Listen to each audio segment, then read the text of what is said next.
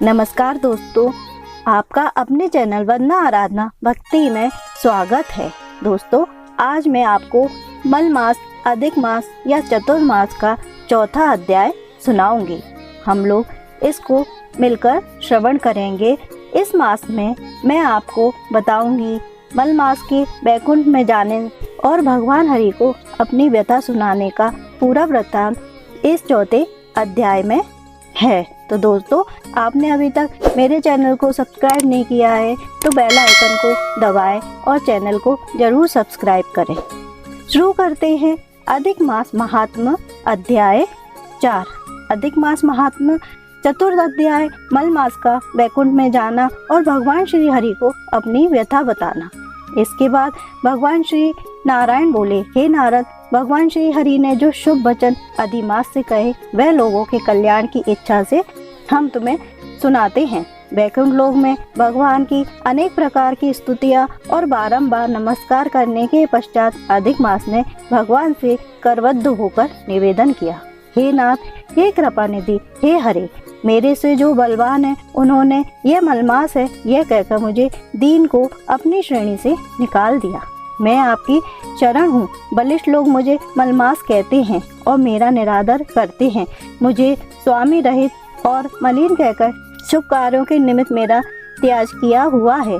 हे दीन वत्सल भगवान, कंस की कोपाग्नि से जिस प्रकार आपने वासुदेव की पत्नी देवकी को सुरक्षित किया, आप वैसे ही मेरी रक्षा क्यों नहीं करते हैं।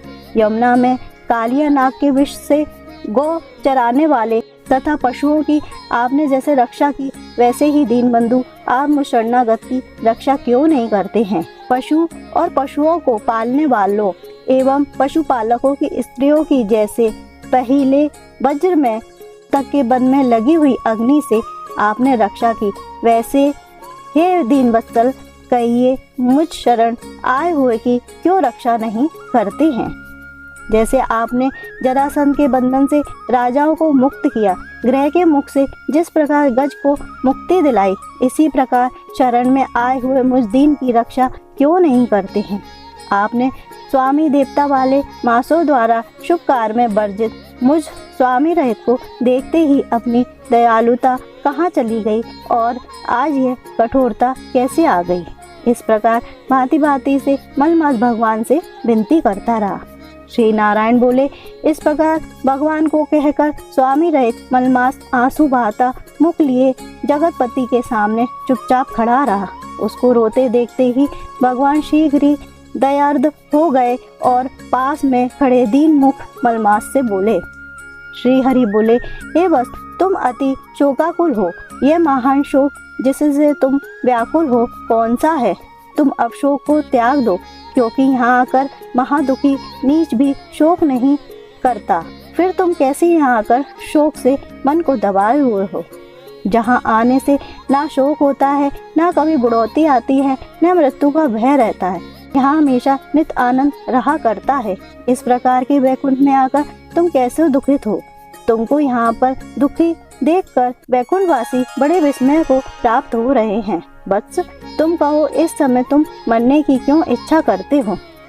श्री नारायण बोले, इस प्रकार भगवान के वाक्य सुनकर बोझ लिए हुए आदमी जैसे बोझ रखकर श्वास पर श्वास लेता है, इसी प्रकार श्वास लेकर अधिमास मधुबन से बोला। अधिमास बोला, हे भगवान, आप सर्वव्यापी हैं, आपसे अज्ञात कुछ नहीं है। काश की तरह आप विश्व में व्याप्त होकर बैठे हैं। आप चर अचर सब में व्याप्त हो। आप सर्व साक्षी हो और विश्व दृष्टा हो तथा निरंतर निराकार रूप में सब प्राणी आप में ही निवास करते हैं। हे जगन्नाथ, आपके बिना कुछ भी नहीं है। क्या आप मुझ आगे के कष्ट को नहीं जानते। तथापि हे नाथ, मैं अपनी व्यथा को कहता हूँ। जिस प्रकार मैं दुख जाल से घिरा हूँ, ऐसे दुखित को मैंने ना कहीं देखा और ना सुना। क्षण निमेष मुहूर्त पक्ष मास दिन और रात सब अपने अपने स्वामियों के अधिकारों से सर्वदा बिना भय के प्रसन्न रहते हैं। मेरा ना कुछ नाम है, ना मेरा कोई अधिपति है और ना कोई मुझको आश्रयत है। अतः क्षणाधिक समस्त स्वामी वाले देवताओं ने शुभ कार्यों से मेरा निरादर किया है। यह मलमास सर्वदा त्याज है, अन्यथा है, गर्त में गिरने वाला है, ऐसा सब कहते हैं। इसी कारण से मैं मरने की इच्छा करता हूँ, अब जीने की इच्छा नहीं है। अनर्थ जीवन से तो मरना ही उत्तम है। जो सदा जला करता है वह किस तरह सो सकता है। हे महाराज, इससे अधिक मुझको और कुछ कहना नहीं है। वेदों में अपनी इस तरह प्रसिद्धि है कि पुरुषोत्तम आप परोपकार प्रिय हैं और दूसरों के दुख को सहन नहीं करते हैं। अब आप अपना धर्म समझकर जैसी इच्छा हो वैसा करें।